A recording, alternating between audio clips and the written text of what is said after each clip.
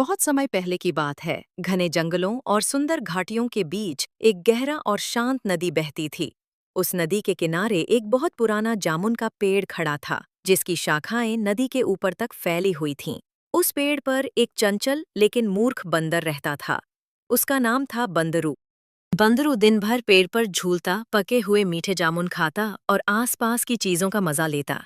वो काफी अकेला था क्योंकि उस इलाके में बंदरों की संख्या बहुत कम थी, लेकिन उसे अपना जीवन काफी अच्छा लगता था। पेड़ पर बैठे बैठे वो नदी में बहते हुए मछलियों को देखता, पक्षियों की चहचहाहट सुनता और कभी-कभी नदी के दूसरे किनारे के जीवों से बातें करता। समय के साथ उसे थोड़ा अकेलापन भी महसूस होने लगा। नदी के उसी पानी में एक बड़ा मगरमच्छ रहता था, जिसका नाम था मधुकर। वो अपनी पत्नी मधुमती के साथ उस नदी के गहरे हिस्से में रहा करता था। मधुकर एक दिन जब नदी में तैरते हुए जामुन के पेड़ के नीचे पहुंचा, तो ऊपर से एक मीठा जामुन उसके सिर पर गिरा। पहले तो वह चौंका, लेकिन फिर जामुन को चखते ही उसका मन खुश हो गया। अगले दिन फिर वह उसी जगह आया और इस बार ऊपर से बंदरू ने हंसते हुए कहा। ए मगरमच्छ भाई, तुम्हें जामुन पसंद आया क्या? मगरमच्छ ने मुस्कुराकर सिर हिलाया। बहुत स्वादिष्ट था। क्या और मिलेगा? बंदरू हंसते हुए बोला। क्यों नहीं मिलेगा? मेरा ही पेड़ है ये। तुम जब चाहो आ जाना। इस तरह बंदर और मगरमच्छ की दोस्ती शुरू हुई। हर दिन बंदर पेड़ से मीठे मीठे जामुन तोड़कर मगरमच्छ को देता और मगरमच्छ बंदर से नदी और उसके जीवों के किस्से सुनाता। धीरे धीरे वे दोनों बहुत अच्छे दोस्त बन गए। उन्होंने जीवन, भोजन, पक्षी, जानवर और अपने अपने अनुभवों को साझा करना शुरू कर दिया।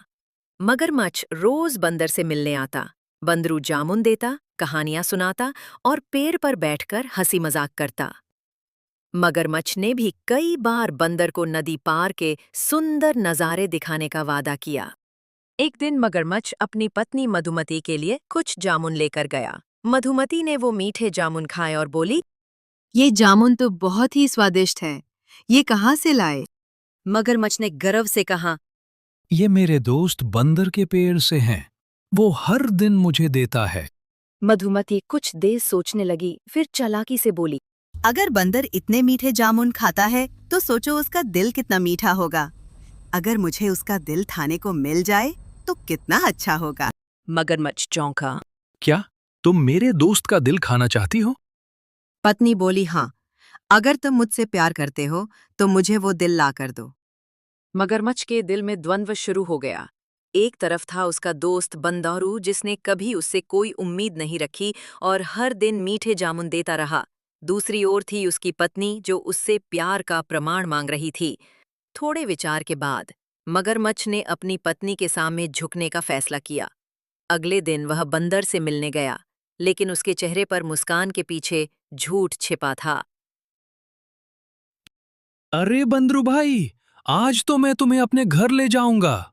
मेरी पत्नी भी तुमसे मिलना चाहती है और मैं तुम्हें नदी पार की सबसे ऊंची पहाड़ी दिखाऊंगा, जहां से पूरा जंगल दिखता है।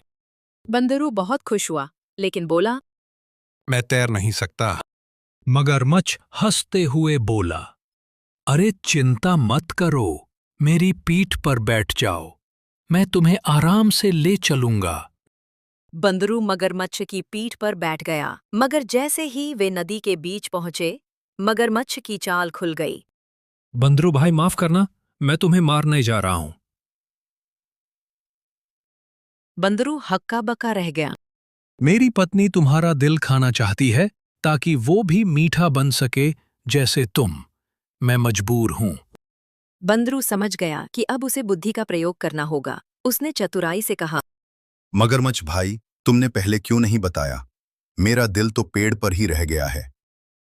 मगरमच्छ चौंका, क्या मतलब? मैं जामुनों के साथ साथ अपने दिल को भी अलग रखता हूँ। तुम मुझे वापस ले चलो, मैं दिल लाकर तुम्हें दूंगा। मगरमच्छ सोच में पड़ गया। लेकिन बोला, ठीक है, चलो वापस। जैसे ही मगरमच्छ बंदर को वापस पेड़ के पास लाया, बंदर एकदम छलांग लगाकर पेड़ पर चढ़ गया और हंसते हुए बोला, मूर्ख मगरमच्छ, क्या कोई अपना दिल बाहर निकाल कर रखता है? मगरमच्छ शर्मिंदा हो गया। वह जान गया कि उसकी मूर्खता ने उसकी दोस्ती को तोड़ दिया। बंदर ने मगरमच्छ को समझाया, दोस्ती एक अनमोल रिश्ता है, विश्वास टूट जाए तो कुछ नहीं बचता, और जो मित्र अपने स्वार्थ में मित्रता तोड़ता है वो कभी सुखी नहीं रहता। मगरमच्छ ने माफी मांगी, लेकिन बंदर ने कहा कि वह अब दोबारा उस पर भरोसा नहीं कर सकता।